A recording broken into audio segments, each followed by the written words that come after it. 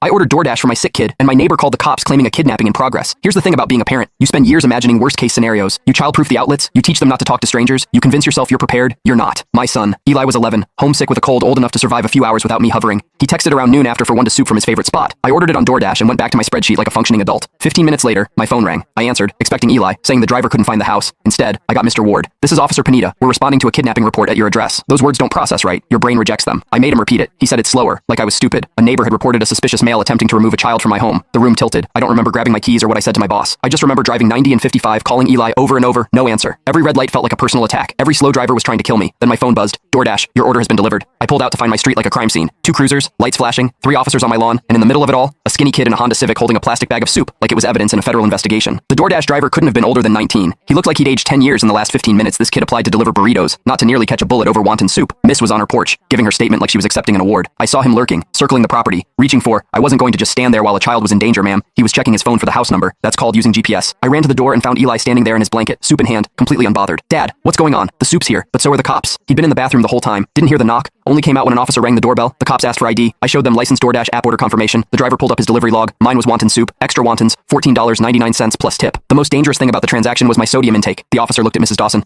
Ma'am, this appears to be a routine food delivery. Well, how was I supposed to know that a man at a child's door? I was being vigilant, and she to me. Maybe if you were home with your son instead of abandoning him, this wouldn't be an issue. An officer pulled me aside before I did something stupid. Asked if there was a history with this neighbor. History. She'd filed 17 complaints in 3 years. The fence was too tall. The mailbox was the wrong beige. Eli's guitar practice at 4 p.m. was noise pollution. She once called the city because our Christmas lights were up past the 2nd of January 6. This woman had been trying to force us out since we moved in. This wasn't a concerned citizen. This was a campaign. The driver finally spoke. Kid looked like he had just survived a plane crash. I have a dash cam. It records all my deliveries. You can see everything. He pulled up the footage and handed over. The officer watched. I watched. Mrs. Dawson watched with her arms still crossed like she was about to be proven right. Footage was 23 seconds of nothing behind Honda Civic parking. A kid walking to the door with a bag, knocking, checking his phone, knocking again, waiting sirens and a video. No lurking, no circling, just a teenager trying to earn gas money. The officer turned to Mrs. Dawson. Ma'am, you reported a kidnapping in progress. She nodded. You said the suspect was circling the property. He pointed at the screen. This shows him walking in a straight line from his car to the door. She opened her mouth. Nothing came out. You said he was looking in windows. He pointed again. He's looking at his phone, checking delivery instructions. You said a child was being removed from the home. He looked at Eli, still wrapped in his blanket, still holding the suit. The child was in the bathroom. The door was never opened. Mrs. A. Dawson's face went through about 6 emotions in 3 seconds, landed on defensive. I was being a responsible neighbor. How was I supposed to know you weren't supposed to invent details? You didn't witness an older guy from across the street. Mr. Brennan had been watching the whole thing. He walked over and said to the officer, she's been targeting this family for years. We've all seen that 17 complaints, maybe more. Miss Dawson looked around for support. Got nothing but closed blinds and turned backs. The officer said she'd be contacted by the department. The footage was being kept. False report, misuse of emergency services, reckless endangerment. This wasn't a whoopsie. The DoorDash driver raised his hand. Can I leave? I've got like 6 more orders. And he looked at the suit bag. Yeah, this is ruined. Mrs. Adaz got charged with filing a false report. He a fine. But the real consequence came from the HOA. 3 years of documentation finally meant something. 6 months later, for sale sign in her yard. She was gone before winter. I gave the driver a $200 tip and a 5-star review. Remained calm while nearly getting shot over soup. 10 out of 10 would order again.